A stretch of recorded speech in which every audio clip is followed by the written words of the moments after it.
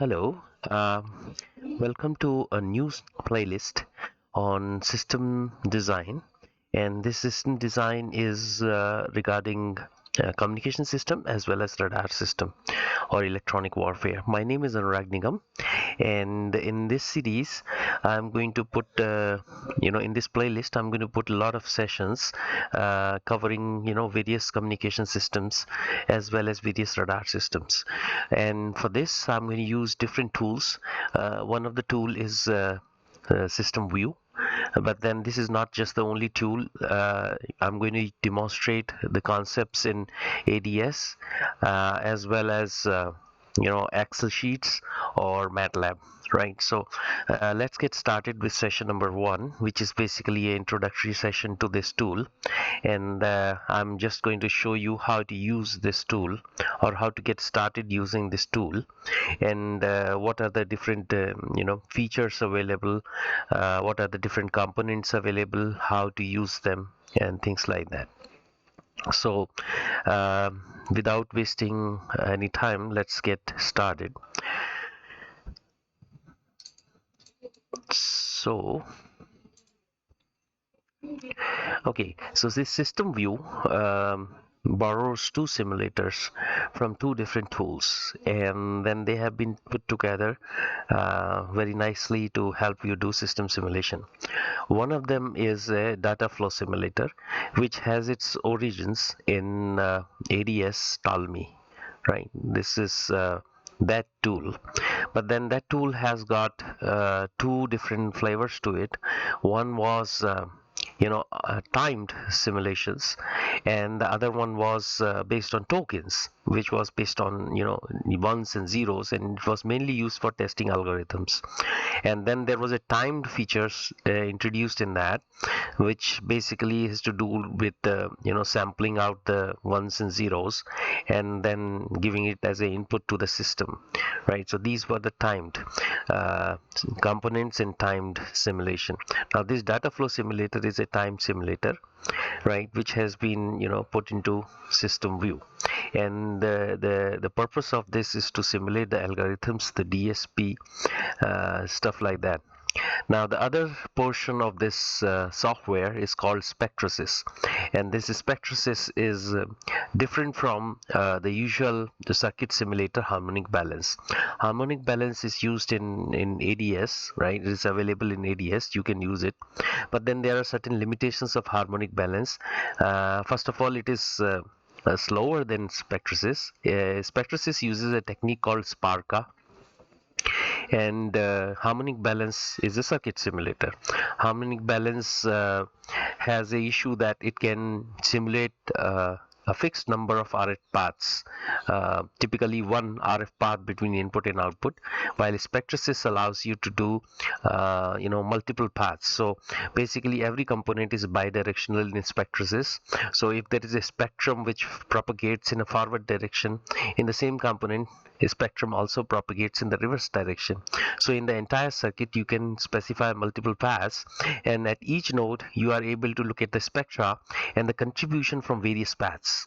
So this is very helpful in designing receivers, and this becomes even more important because the effects of device compression are captured in the way these spectra propagate in both directions, which is not captured in ADS.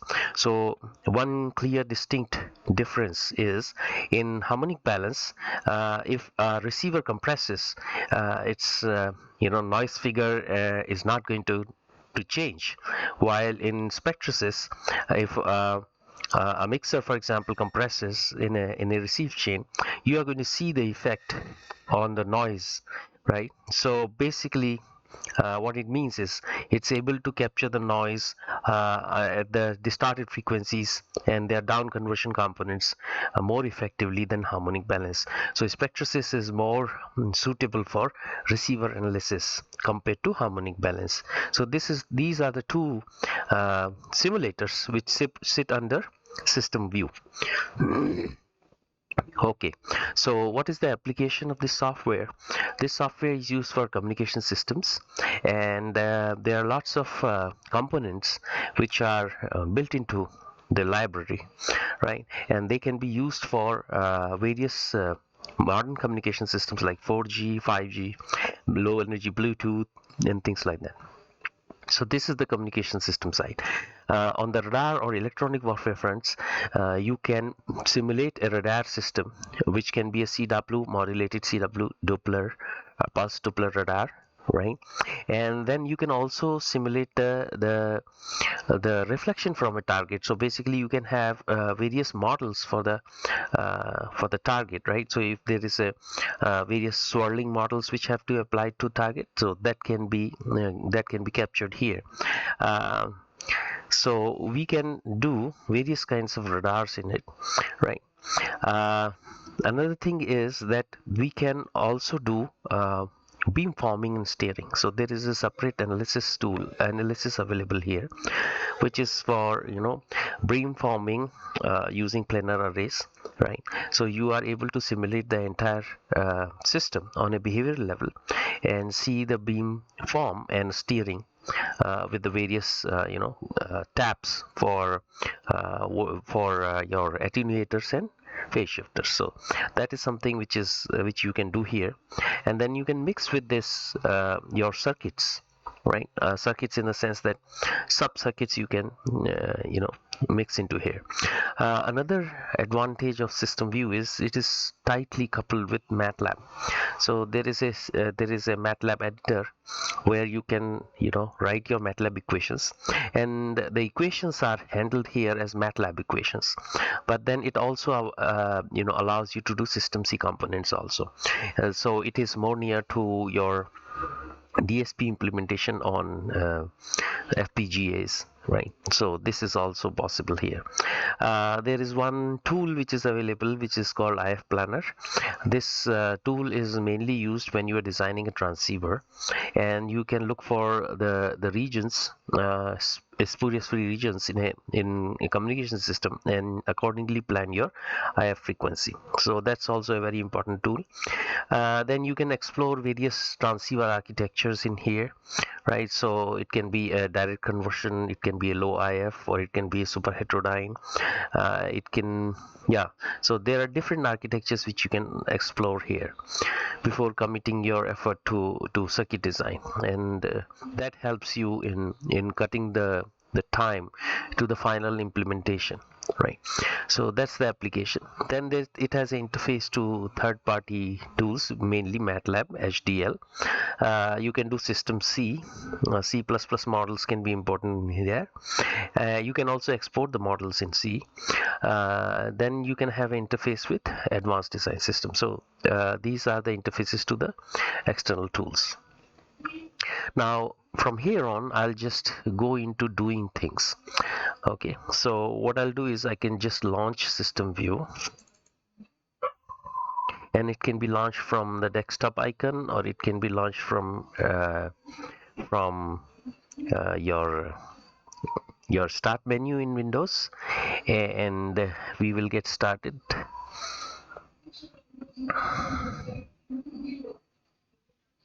Okay, so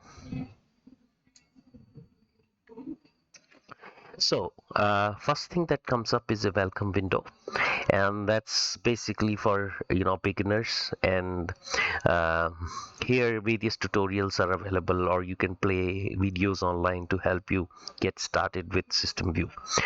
Now you can dismiss this window. You can say don't show this again, right? And then there is a tooltip which says that if you want this windows back, what you have to do. So I'm just going to close that, and then you land up with the getting started windows. And here whatever your previous workspaces. Now just like ADS, workspaces are nothing but the projects which you do here. All the resources related to that project are a part of that workspace, which includes your equations, graphs, notes, analysis, designs, sub-circuit components, and things like that, right? So they will be part of workspace, and previously opened workspaces are listed over here, right? So you can just click them and open them. Other than that, you can make a new workspace with a given template, and there are different templates available, but we are going to start with a blank template. And here again there is a link to tutorials and examples. You can dismiss this window, you don't want to see this again, then that's there. Otherwise you can always come back if you have dismissed this using this tool options to bring this window back every time you launch SystemVue. So I'm just going to say okay, and here uh, here I just wanted to show you what this GUI is. The GUI is similar to the Genesis GUI, and what this GUI has, it has the regular menu bar at the top, right? And the commands are available from menu bar, and some of the common ones are basically put into toolbar as buttons, right? So you can access these commands, and then these toolbars are not just a flat toolbar. For example, most important toolbar here you see is annotation. So if you click on it, it opens another toolbar here, and this is used number of times for annotating the results and for tuning and all that. So it is just not a flat toolbar, but then there are other toolbars which are hidden in here, and you can expand that. Okay, besides that, on the left side you see a panel which is called a workspace tree, right? And everything is listed over here in a workspace tree. Now that we started with a blank template, so this workspace is called blank, but then you should give a name to it, right? So what you can do is file, and then you can say save, and let's give it a name, System1. So this is System Simulation 1, and say save. And when you do save, that name would reflect here, and below that you will see all the resources listed here. So one of the folders here is called design. You can make multiple folders and keep your results in that. Now you can also open what you call multiple workspaces, but that's not recommended. So if you go to options, okay, it will allow you to open multiple workspaces. So I'm not going to go into detail, you can search for it, but it's usually not recommended. Okay, so when you start under designs, you have a default design listed here, and I'm going to just rename this. So I'm going to rename this to sine wave. So I'm going to just simulate a sine wave source, and then this is called the analysis. By default, this is a data flow analysis. There are other analysis available here. So for example, if you see analysis, there is a data flow, linear, phased array, RF system analysis, and system C analysis. So there are different analysis available, but by default there is an analysis which is a data flow analysis. You can rename that also. So if I rename that, rename, and I can call this as simple sine. Okay, and simple sine analysis. Okay, so simple sine analysis. So I've renamed that. Okay, now this is pink color or red color because it doesn't have a data. So once you simulate something, it will have a data, right? So that's there. Besides this, there is equations here. You are going to have more tabs in here as you add resources to it. Now below this, you see something called a tune window. So what this allows you to do is, if there is a parameter which needs to be varied and you want to see the effect, this is same as the tuners in ADS, and you can, so it shows up here, you can put in a step for that parameter, and then your parameter shows up here, and then you can use the arrow buttons to move the value of a parameter up or down. And then once you are done with it, you can just say accept the tune settings, and then you, whatever is your current setting, that will be applied to the schematic. All the changes would be applied. So that's a tune window. And below this you will see that there is this analysis to run windows. So what happens in SystemVue or Genesis, you have a schematic which is separate from the simulation you apply to it, unlike ADS where you put a simulation controller inside the schematic, and that means that your schematic is for that simulation. Here you can apply multiple analysis to a same schematic, right? And then you can if you have multiple analysis to be run, you can enable one and disable the other one, or you can run multiple analysis on the same schematic. So that's that panel that basically tells you which analysis you are going to run. Now here, at the center stage, you have this schematic editor. You can put in your circuit over here. You can connect them. You can declare ports. You can declare, uh, you know, supply rails like VDD and ground and stuff like that. You can complete a circuit over here using drag and drop of components, and these components are over here under parts selector. In the parts selector you have got libraries, right? And then within the libraries you have got categories. So for example, in case of analog libraries like algorithm design, here you can have sources, sinks, for example sync, right? So there are different sinks available. Then you have sources, right? So there will be different sources available here. Then you can search by category here, right? So a library may be divided into a number of categories, and then again you can filter from a different category. You can filter, for example, from sources. I need a sine wave, right? So I can just type in here the keyword and just press this green arrow, and then it shows various sources which are related to sine wave, right? So for example, I'm interested in this. So once you click over the component, and next time you click over the schematic, and it gets placed. So here it allows you to do a on-screen editing, right? You can put in here the values, or you can double click this to open the properties wizard, and then you can provide your values over here. The default values are listed over here, and you can use a default value if you check one of these boxes, or you can put in a tune onto that, or here you can decide whether you want to show that on the schematic or don't want to show that property on the schematic. So as simple as that. We are not going to change it. We are going to keep it same and say okay. So once we are done with this, so that's what this part selector is. Let's put a sink here, and this sink here is, let's say I'm interested in numeric sink. Sorry, I will choose a sink here, and I'm interested in sink, right? So it shows up here. Not many sinks are here, right? So here I am interested in, let's say, numeric sink. So that shows up as sink, and I can just drag and drop, and I just connect it. So I can connect it two different ways. I can connect this way, just drag it, and just have a terminal one on top of each other, and it'll just connect. Or you can use a wire from here. You can just drag in from one node to another, and that's how it is connected. So this is the simplest circuit you can make in the schematic editor. And then once you go over here and you double click this, you will see here that I can choose which design I want to apply this analysis on. I can give it a name, which we have already done. I can specify the data set here or leave it blank.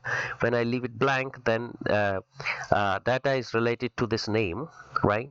So I don't have to give a data set name. You can put in a description here. Now I am going to simulate this sine wave with a sampling rate of 2 megahertz. Now here well, we will come to what is a sampling in this case. This is not the same sampling as what you see in different other simulators. We took a wave and then subsample it out. This is basically, if it is a random bits, then the bits are the samples, right? So then further sampling is done by interpolation, or downsampling is done by, or the sample and hold is done by decimation. So that's a different explanation for sample rate. So anyways, I'm going to have 2 mega samples, and I can specify how many samples do I want, and this is a 5 kilohertz, right? So 5 kilohertz. So if I take 5 kilohertz and do inverse of it. So that's basically uh, 0.2 millisecond, right? So 0.2 millisecond. So if I was to put 800 microsecond, I will have 4 waves, right? So I can have that. Now this is linked, right? So once you specify the stop time sampling rate, then number of samples is computed, spacing between them is computed, and resolution, frequency resolution is, because it depends on how many samples you took in time domain, that many samples will be there in frequency domain. So having done that, when you there is one more option here which says automatic recalculation. If you click that and say okay, anytime you make a change, that change would cause this to rerun the simulation, and as soon as the simulation is run, you will see this data set. If you double click this data set, you are going to see that data set over here, which lists the independent variable, which is time here, and the dependent variable amplitude here. Now if you want to plot it, you can just right click and say add graph, new graph, and that's your 4 cycles here. 1, 2, 3, and 4. 4 cycles are plotted here, right? So this is there. Now one more thing you can do is you can look at the frequency domain results of this, right?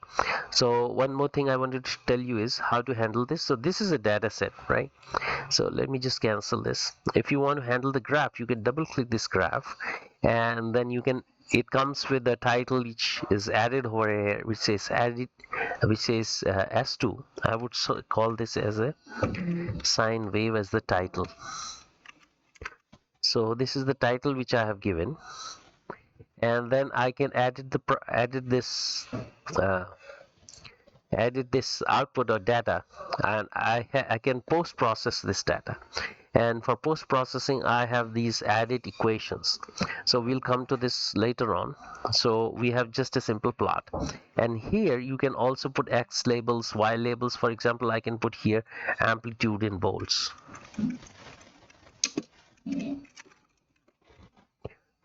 Right, so this will reflect on the graph as amplitude in volts, and then there's the time, and this is a legend.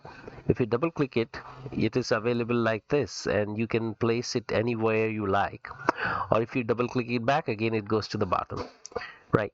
So this is your graph, and you can plot multiple graph by adding to it, right? So if you click add, it'll add the other graph. Now you can also choose the units. For example, here x-axis is in seconds, and I can change this to microseconds and say okay. So now this is how you edit the graph. Now besides this, okay, you will see a part list here, and part list basically lists all the parts which you have used in the schematic, right? And then this is a schematic, but then you can add equations to this schematic. If you right click anywhere, you say tab, and then you can add equations. Then you can also right click and add a tab. Right click on the schematic, and and add another tab which is basically parameters, right? So this is something which you can do. Now when you do parameters here in the schematic, these are the components which are local to the design, right? So if you write equations here, these are local to the design, so these will show up as a separate, design parameters or design variables in tab here.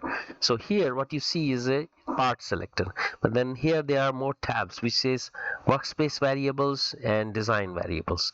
Now design variables are local to the design, while workspace variables are global to the project or to the workspace. So for example, here there is a MATLAB editor which is provided here.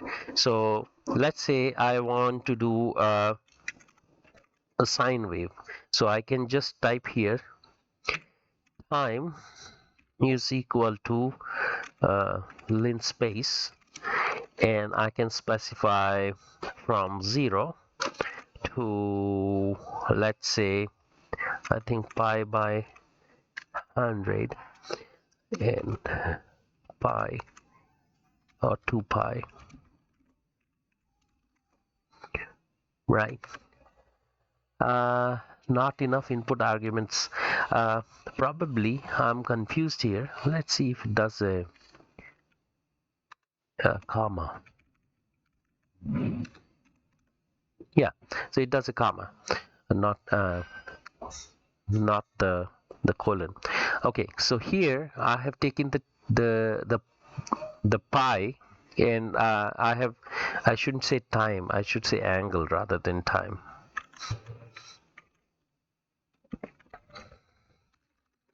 Or okay, so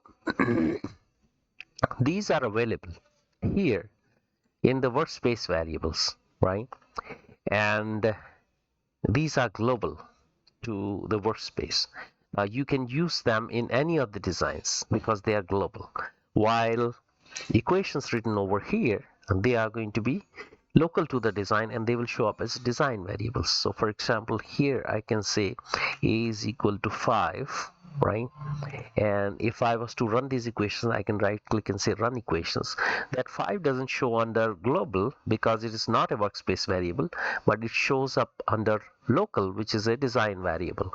So you should know the difference between the workspace variables and the design variables here. Okay, so that's a small input on MATLAB portion, and whatever you write here is basically the same syntax as MATLAB, right? So we will do some of the exercises over here. Next thing I wanted to show you is this here. If you do some errors, they will show up here with the arrow button. So when you click the arrow button, it will take you in the schematic where the error is, and it will highlight that. So this is basically the fundamentals. Now let me see how much time I have taken.